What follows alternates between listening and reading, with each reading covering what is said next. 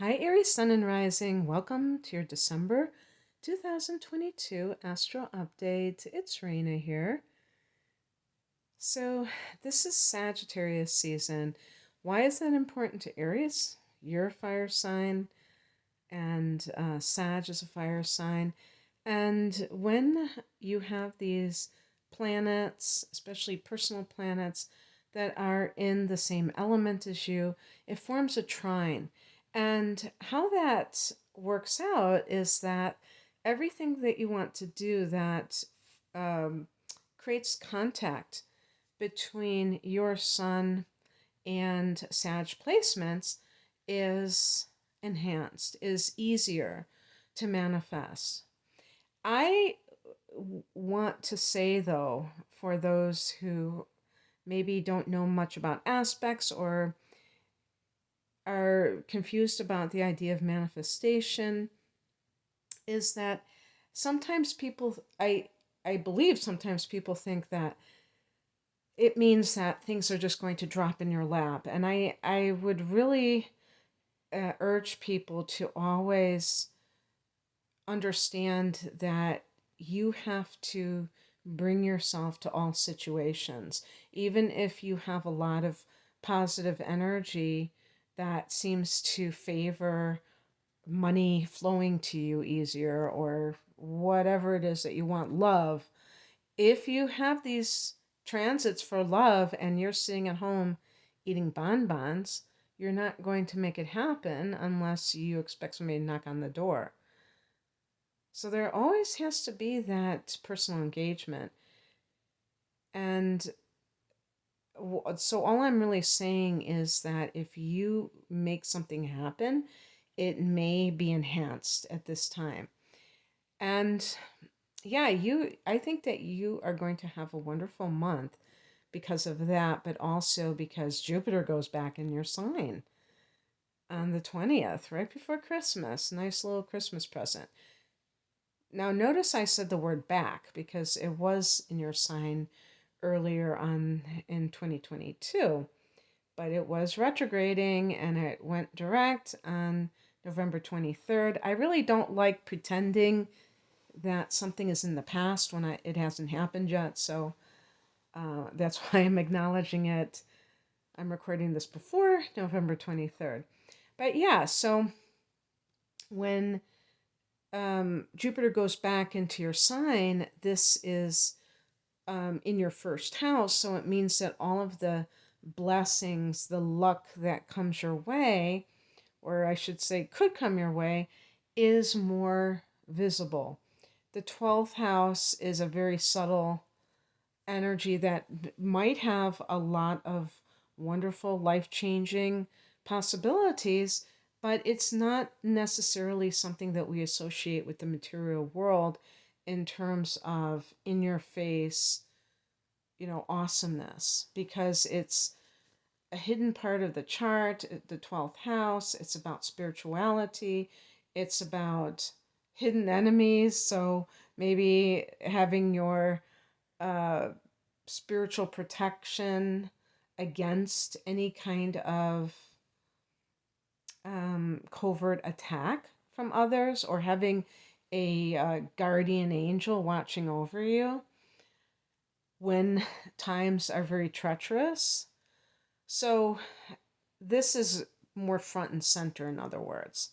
But let's start at the beginning. So, the sun is in Sagittarius, and Sag for you is the ninth house. So, this favors anything to do with long distance travel.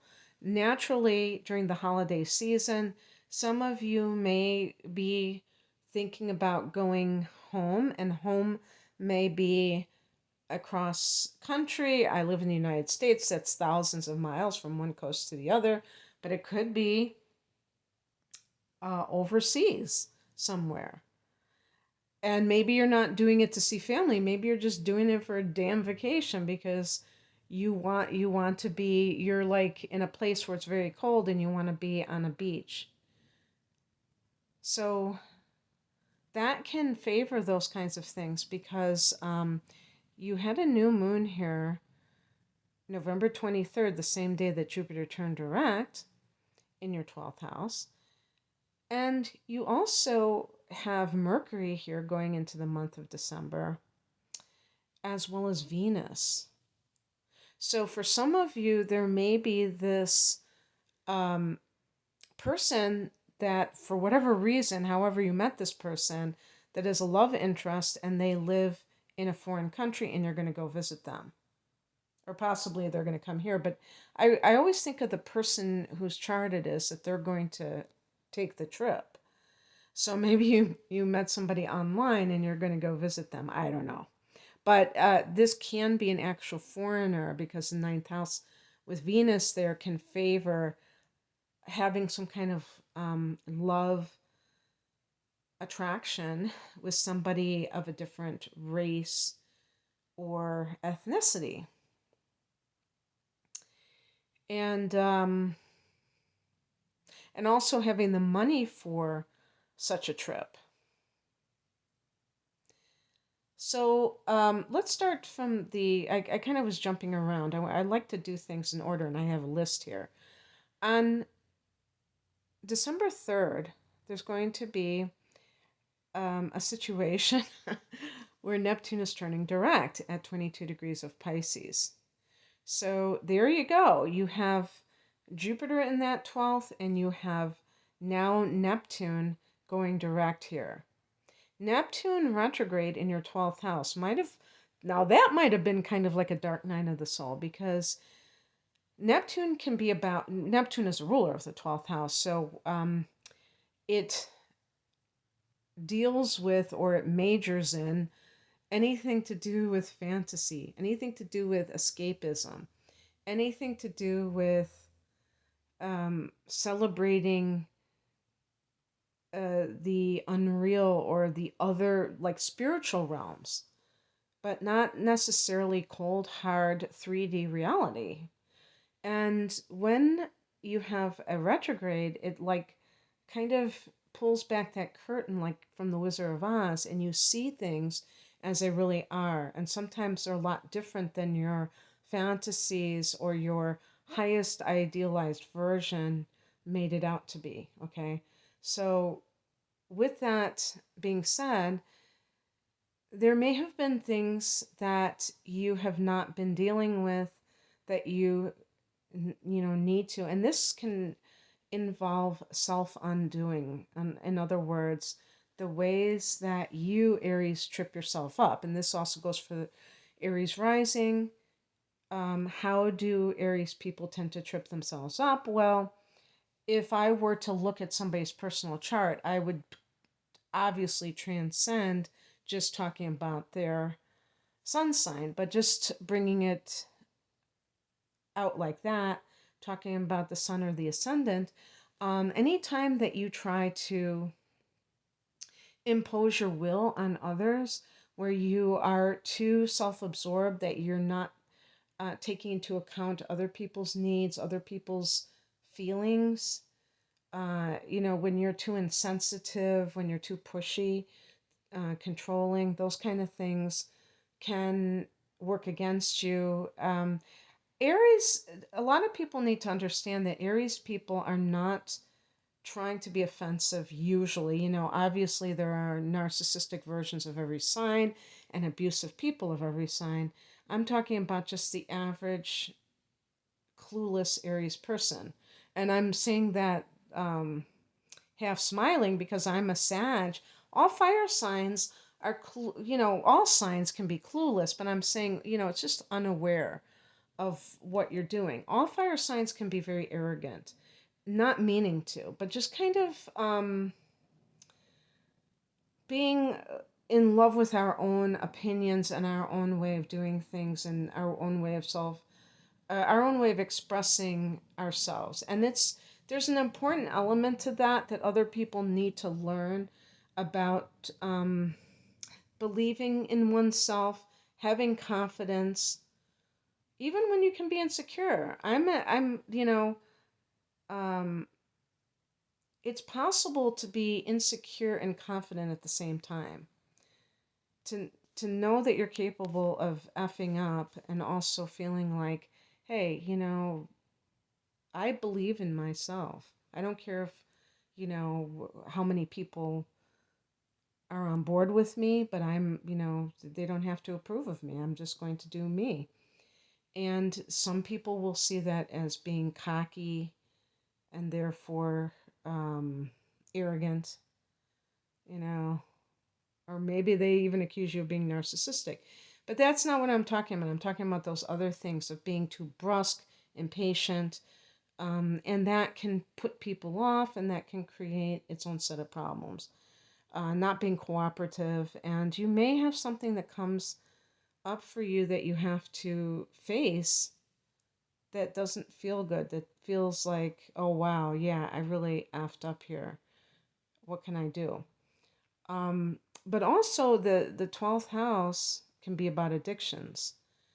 And I would like to think that Aries people are one of the least likely to have addictions, but I'm just thinking of even famous people that I've read about and things like that. And yes, and any sign can be capable of an addiction. And I actually want to do a video on all the signs and the type of addictions that they tend to gravitate towards.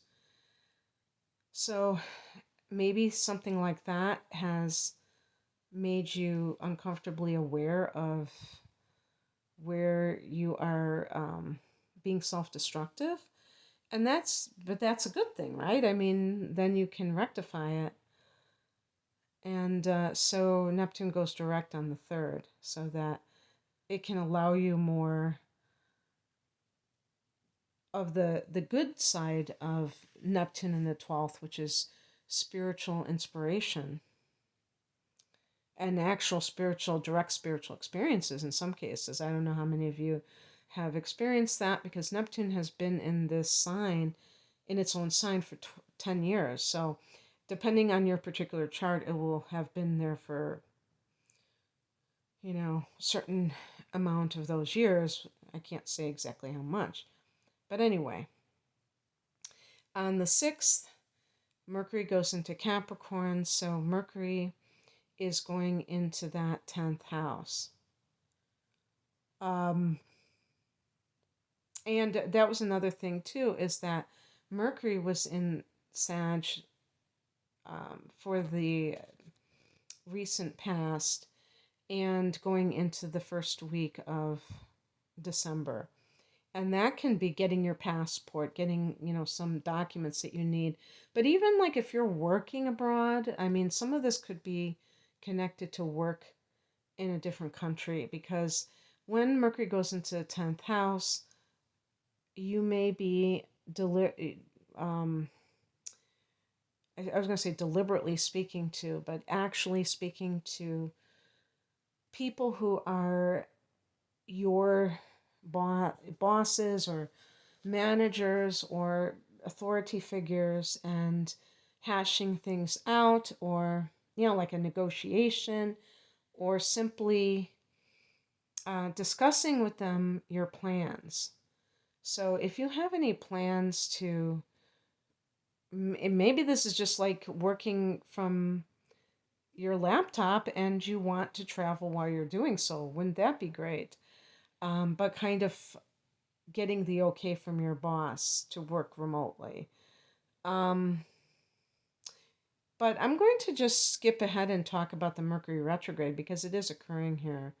And that is happening on the 29th of the month at 24 degrees of Capricorn. So that could indicate that there is some kind of either the negotiations break down, or misunderstandings, or that something has to be reworked, that the plan cannot go ahead at this time necessarily. And it can simply be a timing issue that has nothing to do with any conflict or even even confusion. It could simply be that you have to reschedule something. Maybe you were planning to take a job offer and you can't do so because something else has come up. But it doesn't mean that you're not going to be able to actually work there eventually. By the way, this is beyond this reading, but Mercury goes direct. I think it is January 18th. Not entirely sure. Shouldn't have mentioned that because I was thinking of Mars. Mars is currently retrograding and it's in Gemini. It's in your third house, which can involve siblings and extended family members. It can involve your neighbors, your local area. So there may be plans that cannot go ahead. There might be some kind of conflict that you can't really settle at this time because you have to kind of chill for some reason, which is not the easiest thing for Aries people to do. Remember that Mars is your ruler, and Mars in astrology is connected to a person's drive, how they, what kind of energy levels they have, it's the sex drive, I have to go there, but it's also your anger management. And so, for instance, there might be some Aries people out there who have their moon, let's say you have your moon in Aquarius or some other air sign, so you're not like the typical hot-headed Aries person in terms of reactionary. When you get angry, you just kind of um, try to detach from it. But then you have Mars in Taurus, which is the sign next to you. That can indicate somebody who kind of holds on to their anger, holds on to grudges. But, Mount Vesuvius explodes every now and then, right? So it's actually better.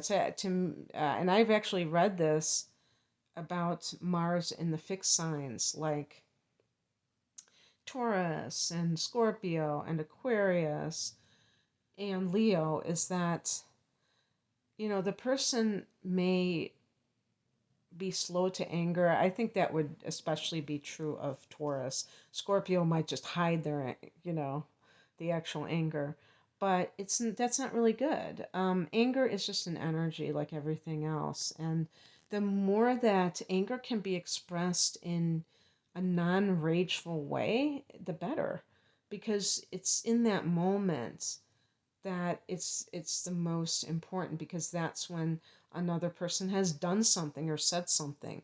If you just kind of sit on it, um, it can be, bad for the health, and it can also be hard to then go back, and because you're trying to let somebody else know what they've done, and so that you can have a different outcome next time. And it's not as effective bringing it up to somebody at a different time, because they may minimize it. They may try to reinvent history and act like you're crazy. So reacting in that moment but not being emotionally reactive is what I'm talking about. So anyway, why did I even say all of that? I don't even know why I said that. I was just talking about how different Aries people might behave. But there was something else that was going on there. Oh, I was just talking about Mars retrograde, I guess, and sitting on one's anger, and how that might be how you do things sometimes anyway. But it's, I think another thing about Mars retrograde is this could be connected to Neptune in that 12th house. Learning about how you are tripping yourself up. If you have a bad temper, that's going to burn a lot of bridges, because some people are very um, vengeful, or you could say they hold grudges very easily. And I don't think that that's cool either, but you're giving them a reason to. The more that you can be humane about things and not fly off the handle, the better. And maybe is related to a past life situation. That's what the 12th house is about too, is past lives and karma. The actions that bear fruit eventually of one sort or the other. So, yeah. Um anyhow, it's interesting that I'm talking about Mars because there's going to be a full moon on the 7th of the month at 16 degrees of Gemini. So we'll be in that house that Mars is at. And I don't know, I didn't really pay attention if it was forming a conjunction with the full moon, the Mars energy or not. Oh my goodness gracious. I guess it the full moon is forming a conjunction with that retrograding Mars. It reminds me of this lunar eclipse that happened in Taurus that formed an exact um, conjunction with retrograding Uranus. So why are these planets, they're retrograding and the full moon is forming a conjunction with it? My feeling is that we're being called to look at something that is a past issue creeping up again that we have to bring more awareness to. And to me, it would be at a higher level.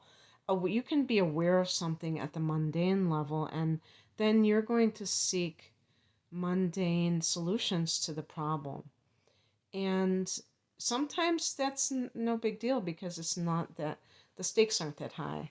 So it doesn't really matter. But sometimes they are high. I feel really strongly that these things are not random. I mean, I guess that's a no-brainer, right? I'm talking about these transits, that there is a very definite reason that we are being asked to focus on the awareness of how what we're doing is working against us in one way or the other. Um, Somebody was talking about Mars retrograde. I believe it wasn't. Yeah, I'm pretty sure it was an astrologer. And they were saying so many good things about it. And I mean, they were like saying maybe it was one specific thing that they said was really good, but they had a positive attitude about it. And I think that's one of the things that is such a pet peeve of mine, is that there tends to be this negative attitude about things like Mercury retrograde or Mars retrograde or Venus retrograde, because these are personal planets and they might have like an impact. Maybe they do feel like they are restricting your ability to do something. But if you are coming from a place of um, having a can-do spirit, that's not probably even going to touch you because you're already on the case. So, this full moon can be something connected to your siblings, like maybe it is over between you and a brother or sister. And really, with the Mars retrograde, you might have this uneasy truce, but you realize that it's all, that it forms a pattern where you fight, you kind of leave each other alone, and then it starts up again.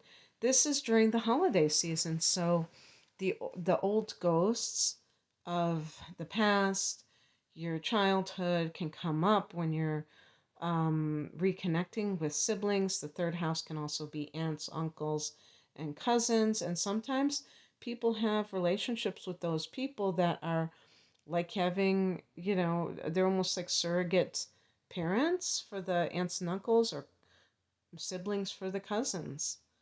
And it's really a big deal for you. So it's about, you know, letting go of those patterns of fighting and then making up again that seem to just go in this never ending loop.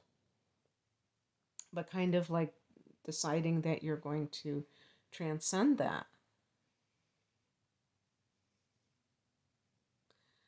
On the 9th, Venus goes into Capricorn, and this is your 10th house of career, so you may be getting love bombed by people in authority positions. They may want to help you, and they have the power to help you. When somebody in a position of power wants to help you, that is a good day, isn't it? And people, sometimes they do credit their success or a breakthrough that they had in their career to somebody who had the power to help them along. And maybe this is your moment where